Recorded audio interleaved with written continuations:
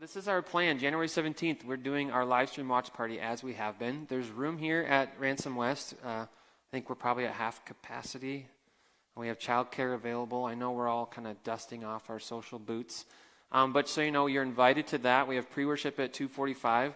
So we're going to maintain normal for the rest of this month. First and third Sunday, that's today and the 17th.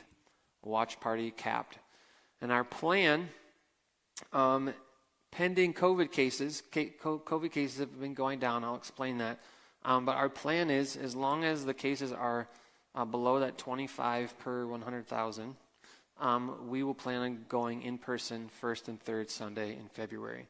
And after that, our faith goal is to form some sort of weekly rhythm of gathering. It won't always be a traditional service, but most of the time it will be. But we'll be weekly, and then we'll have other events that are more shaped to our unique vision and values as a church. But we'll be going weekly, God willing, COVID pending, in March. And the reason why, and I'll go to the reason why, but first show me the graph of the COVID cases, Christoph. So those of you who are not obsessed with keeping up to date with things, let me transfer some of my enthusiasm to what's been going on. So back in the beginning of September, actually right here, that's where it becomes red. We as a church said, right before it turned red, we said, hey,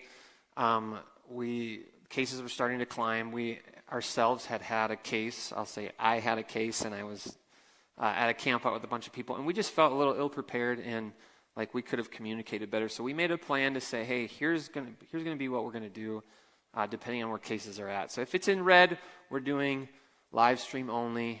We made an adjustment to do watch parties, right?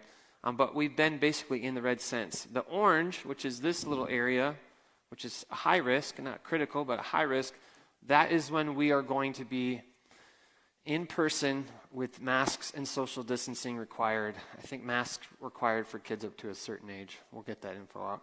If it's in yellow, which is this little guy, which we haven't been since the end of July, we are doing something less restrictive. I just can't remember right now. No masks, I think. Social distancing, no mask. I don't know.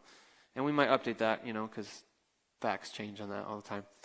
And then obviously if it's green, no restrictions. So the reason why we are planning a faith goal of saying, hey, by March we want to meet in person weekly, it's 2 months away. We're just trying to get our minds there, our imaginations there, is because we haven't really met large gathering in person since here, and these are the lowest numbers we've seen since the beginning of October. So I am choosing the path of faith that we will get below that red line, because we were at over 200 cases a day at our peak, and now we've been plateauing around 40. And I'm hoping with vaccines and with the precautions that our city is making that we can somehow get down there, and we're just going to assume that, or at least hope for that. And I think that's responsible. I think that's avoiding the sitting on our hands feeling that we've had during this whole stretch. Does that make sense? And so yeah, we're hoping it gets there, and we will recommunicate what precautions we're doing.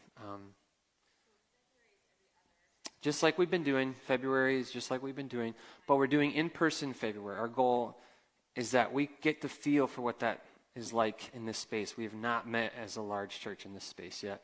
So that gives our staff and our teams and our volunteers a little bit of an on-ramp. Because I think we're all pretty bogged down and tired. Those of us that are not paid volunteers, even the ones that have been here, non-paid, it's an adjustment getting out of the burrow of COVID in 2020 and all that jazz. So we're going to try to ease that transition and in faith go to weekly. And here's the why. It's not because we want to put a burden on our church. Hey, yeah, we know it's been tough. Let's go weekly. Make it tougher.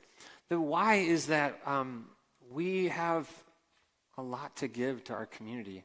I was counting earlier this week. We've actually, since COVID, we've had 19 individuals regularly attend either our watch parties or our gospel communities. New people since COVID, 19 people.